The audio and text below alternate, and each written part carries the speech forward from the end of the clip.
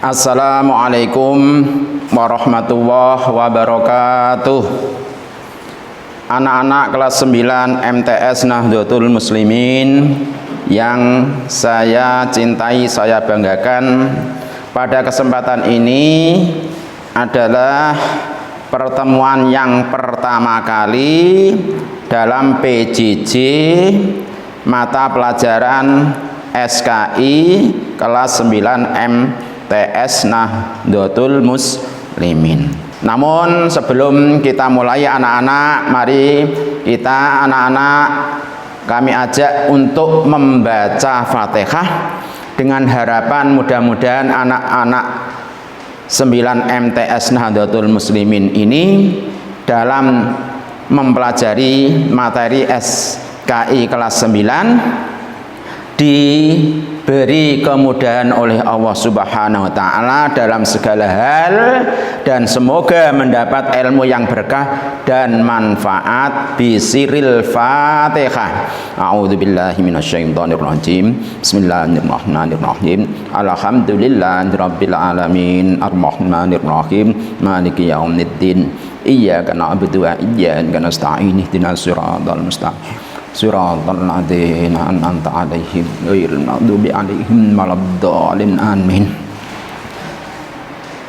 Karena pada masa ini masih dalam masa-masa pandemi COVID-19, mudah-mudahan anak-anak semuanya dalam keadaan sehat walafiat, tetap di rumah belajar, mendapat perlindungan dari Allah Subhanahu wa taala. Amin Allahumma amin.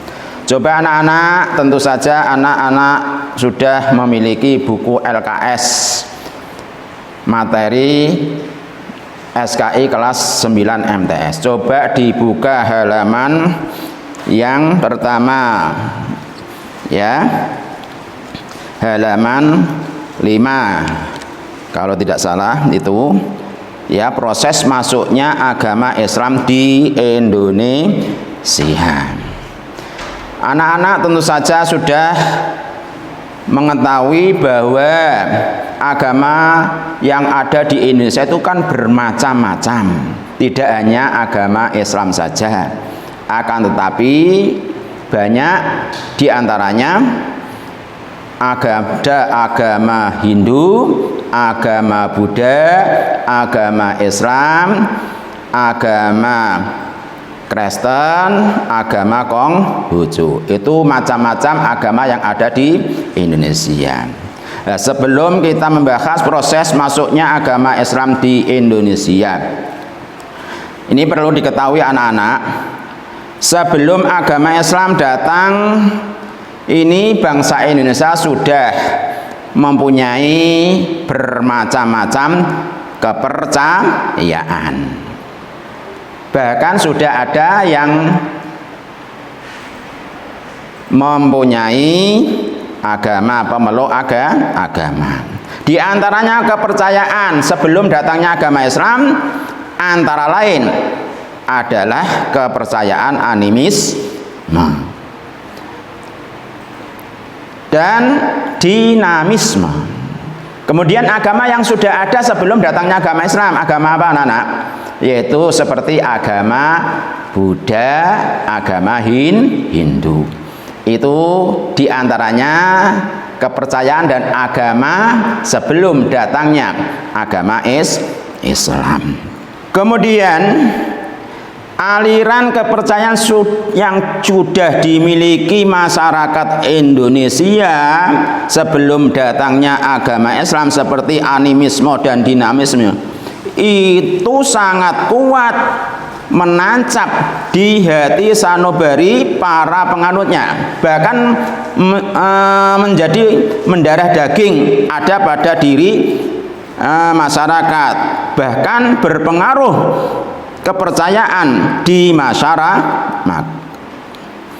Maka agama Islam menjadi sulit masuk di Indonesia pada saat itu, ya. Tetapi karena para penyebar agama Islam itu sangat ulet dan tabah dalam menyampaikan ajaran Islam, maka akhirnya agama Islam itu mendapat sambutan dari masyarakat, bahkan bisa masuk ke Indonesia. Sekarang pertanyaannya, siapa pembawa agama Islam di Indonesia? Nah nih, jadi pertanyaan ini ya mudah-mudahan bisa dijawab anak-anak. Siapa anak-anak? Pembawa, bukan penyebar ya, pembawa agama Islam di Indonesia. Pembawa dengan penyebar lain ya. Pembawa agama Islam di Indonesia itu siapa? Kalian sudah pernah dengar anak-anak di SD atau di MI pernah diberi pelajaran sejarah ya, bahwa pembawa agama Islam di Indonesia itu adalah para pedagang Islam. Siapa anak-anak? Para pedagang Islam dari Arab, Persia dan Gujarat. Itu jawabannya anak-anak ya. Siapa pembawa agama Islam di Indonesia pertama kali? Jawabannya apa anak-anak? Yaitu para pedagang dari Arab, Persia dan Hindia atau Gujarat boleh, Gujarat boleh. Jadi dari Arab, Persia dan Gujarat atau Hindia, sama Gujarat dengan India ya. Ini pembawa agama Islam. Kemudian masuknya agama Islam di Indonesia sampai sekarang tidak ada yang bisa mengetahui persisnya kapan, tepatnya kapan, tanggalnya kapan.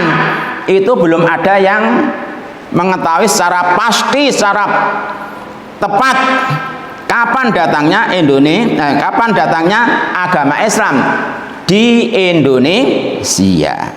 Nah ini anak-anak. Tetapi ini para sejarawan, ahli sejarah berpendapat, setidak-tidaknya ada dua pendapat yang mengatakan tentang datangnya agama Islam di Indonesia. Dalam hal ini ada dua pendapat.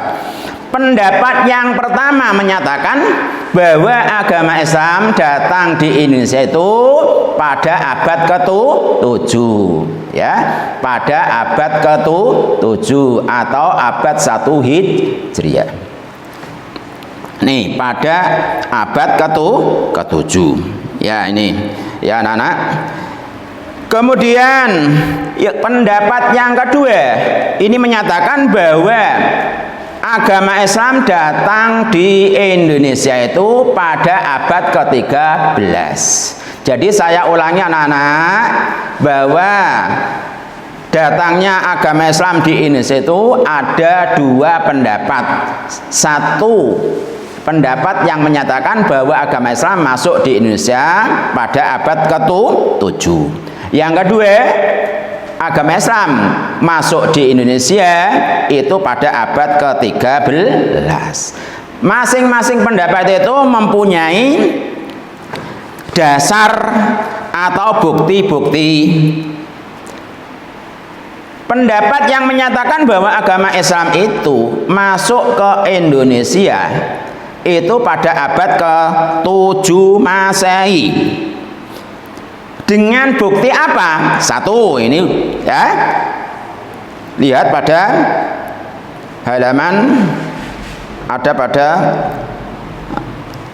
LKS SKI, itu bisa dilihat. Ini pendapat yang mengatakan bahwa agama Islam masuk ke Indonesia itu pada abad ke-7. Ini berdasarkan satu, catatan sejarah kerajaan Cina.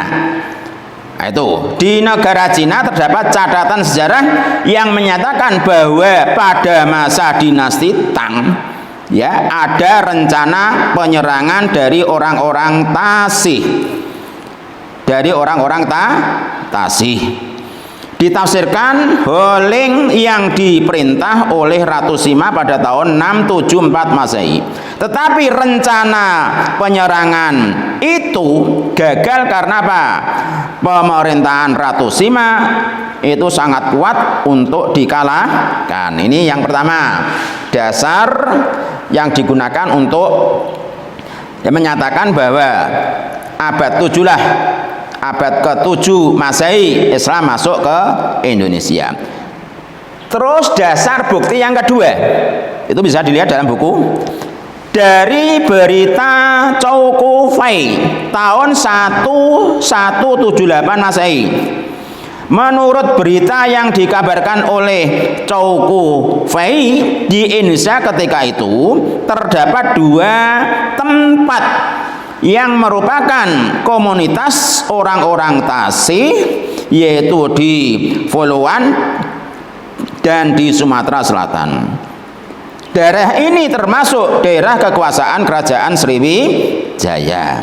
Sekarang Followan itu lebih dikenal dengan nama Kuala Brak di Trenggaro, Malaysia. Itu dasar yang digunakan untuk membuktikan bahwa agama Islam masuk ke Indonesia pada abad ke-7. Yang ketiga, bukti atau dasar agama Islam masuk ke Indonesia pada abad ke-7 yaitu dari berita Jepang tahun 784 Masehi. Menurut berita dari Jepang diceritakan tentang perjalanan pendeta Kansin ke Indonesia. Itu diceritakan pula bahwa ketika itu di pelabuhan Kanton terdapat kapal-kapal Posai dan Tasih Kou. Para ahli sejarah menafsirkan istilah Posai sebagai bangsa Melayu, sedangkan Tasih itu ditafsirkan sebagai bangsa Arab. Nah, ini ya dasar yang ketiga yang digunakan untuk menyatakan bahwa agama Islam masuk ke Indonesia pada abad ke-7. Kemudian itu pendapat yang pertama. Pendapat yang kedua yaitu yang menyatakan bahwa agama Islam itu masuk ke Indonesia. Bukti dan dasarnya adalah pertama, catatan sejarah perjalanan Marco Polo tahun 1292 Masehi. Catatan sejarah ini menuturkan tentang Marco Polo yang mengadakan perjalanan ke negeri Cina ketika melintasi daerah Sumatera bagian utara. Marco Polo menyempatkan singgah di kerajaan Islam Sumatera, ya, yaitu kerajaan Pasai sebelum ia kembali ke Eropa. Jadi sempat datang ke kerajaan Samudra Pasai. Yang kedua, ini dasar atau bukti yang digunakan pendapat yang menyatakan bahwa agama Islam masuk ke Indonesia pada abad ke-13. Itu dari berita Ibnu Battutoh, ya, Ibnu Battutoh. Kisah Ibnu Battutoh pada abad ke-13 Masehi mendukung pendapat kedua ini. Ketika itu ditemukan pula sebuah batu nisan, yaitu batu nisan Sultan Al-Malikus Sholeh di Sumatera Utara yang menunjukkan Ramadan tahun 676 Hijriah atau 1297 Masehi. Nah, Sultan Malikus Sholeh itu adalah seorang pengajar ilmu tasawuf yang kemudian menjadi raja di kerajaan Samudra Pasai yang pertama kali. Itu jadi catatan berita Ibnu Battutoh, ya, Sultan Batu Nisan Sultan Al-Malikus Sholeh tahun 1297 Masehi. Jadi itu ya dasar atau bukti pendapat yang kedua yang menyatakan bahwa agama Islam masuk ke Indonesia pada abad ke-13. Kemudian masuknya agama Islam di Indonesia ini berdasarkan berbagai pendapat seperti tadi atas melalui proses bertahap. Jadi bertahap masuknya agama Islam di Indonesia, tidak terus sekaligus banyak orang-orang masuk Islam, enggak, tapi bertahap, sedikit demi sedikit akhirnya menjadi berkembang pesat. Selanjutnya, sekarang proses masuknya agama Islam di Indonesia. Nih, atau cara-cara masuknya agama Islam di Indonesia.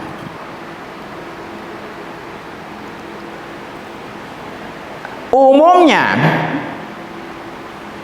masuknya agama Islam di Indonesia dengan melalui cara-cara sebagai berikut. Jadi proses masuknya agama Islam di Indonesia itu ada bermacam-macam. Itu bisa dilihat dalam buku LKS ya, proses cara-cara masuknya agama Islam di Indonesia. Yang pertama adalah melalui perdagangan. Ya, melalui perdagangan. Jalur kegiatan pelayaran antar negara yang rame itu membuat perdagangan semakin rame, semakin semarak dan meluas. Pada abad ke-7 Masehi sampai abad ke-16 Masehi itu merupakan tahap awal-awal masuknya agama Islam di Indonesia melalui jalan perdagangan.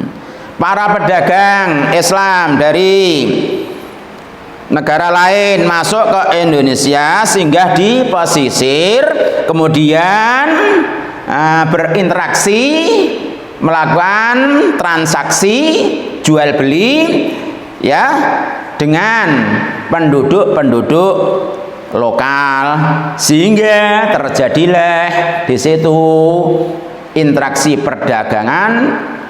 Para pedagang Islam dari luar itu di samping dagang juga ya menyampaikan ajaran Islam kepada apa itu para pembeli atau penjual. Jadi itu anak-anak ya melalui perdagangan. Yang kedua ini anak-anak, yang kedua melalui proses perkawinan. Melalui proses perkawinan. Para pedagang yang datang ke Indonesia itu ada yang tinggal lama, biasanya berlayar datang ke Indonesia, itu di Indonesia yaitu tinggal selama 6 bulan karena pulangnya menunggu arah angin dari timur. Makanya ya disitulah para pedagang yang dari luar ya di Indonesia tinggalnya lama sehingga akhirnya berkeinginan untuk menikahi ya para penduduk lokal. Nah, dari situlah ya perkawinan dengan penduduk lokal yang akan dinikahi para putri-putri Indonesia di pesisir itu ya ingin dinikahi ini harus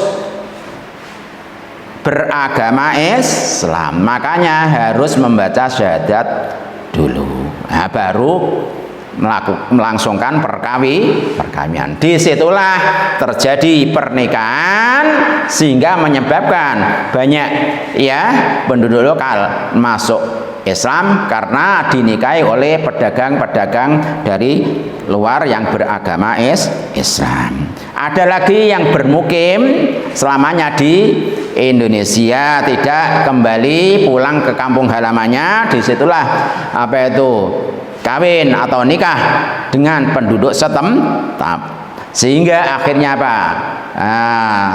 Berlangsung perkawinan yang sebelum kawin atau nikah ini disyahadatkan dulu. Kemudian yang ketiga melalui proses pendidikan. Ini pendidikan salah satu apa itu cara untuk menyebarkan agama Islam. ya, lewat pendidikan, kegiatan belajar mengajar, para pedagang yang melakukan dakwah kepada masyarakat lokal, ya, para dai, para kiai ini mengajarkan agama Islam, ajaran Islam kepada orang lain di tempat-tempat tertentu, misalnya di musola, di masjid, bahkan di pondok pesantren. Disitulah sang ustadz yang mengajar itu menyampaikan ajaran Islam kepada santri-santrinya atau orang-orang yang belajar pada guru-gurunya. Ini terjadilah kegiatan KBM lewat pendidikan ini. Jadi melalui jalur apa? Proses pendidikan. Yang keempat, ini proses masuknya agama Islam. Yang keempat adalah dengan cara tasawuf. Nah, ini tasawuf ini mengandung arti ajaran atau cara doktrin untuk mendekatkan diri kepada Allah yang Maha Esa. Nah, ini dengan doktrin tasawuf inilah, ya, orang-orang bisa mendekatkan diri sehingga mengenal dengan Tuhan yang Maha Esa. Ini diantaranya proses masuknya agama Islam melalui jalur tasawuf. Yang kelima, melalui kesenian. Nah, ini penyebaran Islam dilakukan melalui kesenian. Ini banyak-banyak peninggalan dari hasil penyebaran agama Islam melalui dunia seni. Ini misalnya contoh peninggalan seni pahat, seni musik, seni sastra dan lain-lain, bangunan-bangunan ini mengandung seni. Ini ya bisa dengan cara seperti itu akhirnya banyak yang masuk Islam, termasuk Wali Songo sendiri salah satunya ada yang menyebarkan agama Islam melalui jalur seni. Jadi ini membuktikan bahwa proses masuknya agama Islam melalui bermacam-macam cara, yaitu perdagangan, perkawinan, pendidikan, tasawuf dan kesenian. Kemudian anak-anak, ya,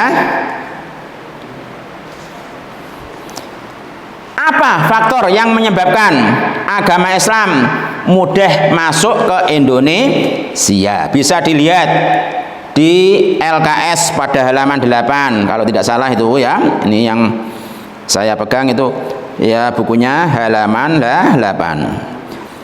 Faktor-faktor yang menyebabkan agama Islam dapat tumbuh dan berkembang, ya, mudah diterima oleh masyarakat, yaitu satu, syarat untuk masuk agama Islam itu mudah tanpa biaya, cukup dengan membaca dua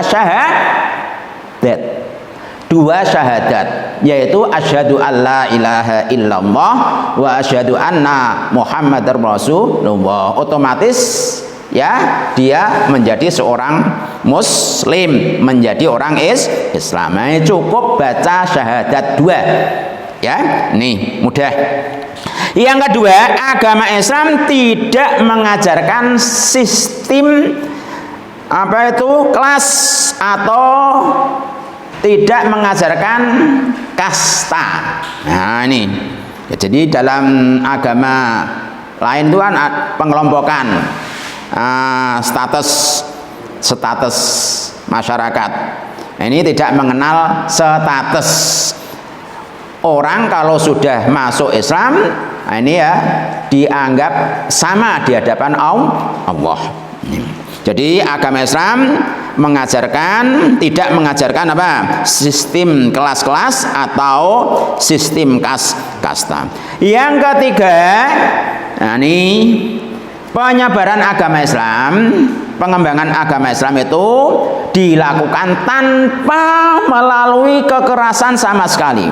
Sebab sesuai dengan apa tuh arti Islam adalah agama yang cinta damai. Makanya tidak melakukan cara-cara dengan paksaan, kekerasan, tidak.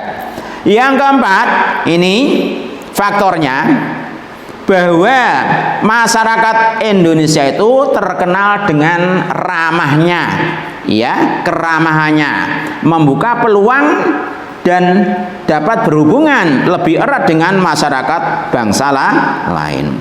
Dengan hubungan yang sangat erat itulah terjadilah saling tukar pengaruh dengan penuh pengertian. Yang kelima faktornya bahwa ritual kegiatan keagamaan, ya, ajaran kegiatan agama Islam yang dilakukan oleh agama Islam itu bersifat sederhana, mudah dilaksanakan daripada kepercayaan yang sudah ada sebelum Islam. Jadi ritualnya, ya, ibadahnya sangat sederhana. Jadilah faktor yang menyebabkan agama Islam mudah diterima oleh masyarakat Indonesia atau mudah berkembang di Indonesia. Selanjutnya, ini kalau di LKS kalian tidak ada, makanya perlu ditambah materinya. Nah, tadi dikatakan bahwa pembawa agama Islam di Indonesia itu adalah para pedagang dari Arab, Persia dan Gujarat. Nah, ini anak-anak ya. Ya, ini karena waktu sudah tidak memungkinkan, ya, maka kami cukupkan sekian materi SKI dalam pertemuan yang pertama kali ini. Mudah-mudahan ada berkah dan manfaatnya, dan anak-anak saya perintahkan untuk mengerjakan soal-soal yang ada di Google Form di bawah ini nanti, ya. Akhirul kalam, wassalamualaikum warahmatullahi wabarakatuh.